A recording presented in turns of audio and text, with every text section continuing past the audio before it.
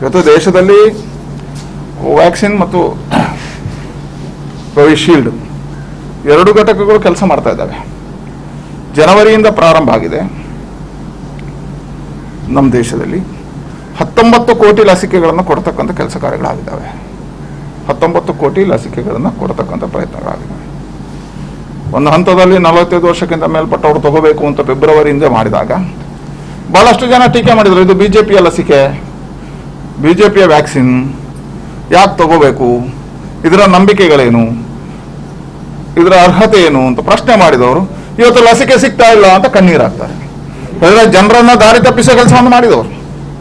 ರಾಜಕಾರಣ ಇದರಲ್ಲಿ ಮಾಡಬಾರ್ದಿತ್ತು, ಜನರ ಪ್ರಾಣದೊಟ್ಟಿಗೆ ಚೆಲ್ಲಾಟ ಮಾಡಬಾರ್ದಿತ್ತು. ಆವತ್ತು ನೀವು ಕೋವ್ಯಾಕ್ಸಿನ್ ಬಗ್ಗೆ, ಕೋವಿಶೀಲ್ಡ್ ಬಗ್ಗೆ ಅನುಮಾನಗಳನ್ನು ವ್ಯಕ್ತಪಡಿಸಿದ್ರಿ. ಸರ್ಕಾರ ಕೊಡಬೇಕು, ಜನರ ನಿಂತು ತಗೋಬೇಕು ಅಂತ ಹೇಳಿ ಜನ ಕಳಿಸಿಕೊಟ್ಟಾಗ ಜನರನ್ನ ದಾರಿ ತಪ್ಪಿಸಿದ್ರಿ.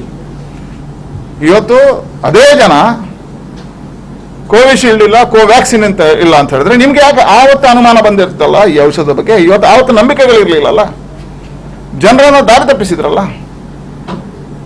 ಇವತ್ತು ರಾಜ್ಯ ಸರ್ಕಾರಕ್ಕೆ ಟೀಕೆ ಮಾಡತಕ್ಕಂಥ ಜನ,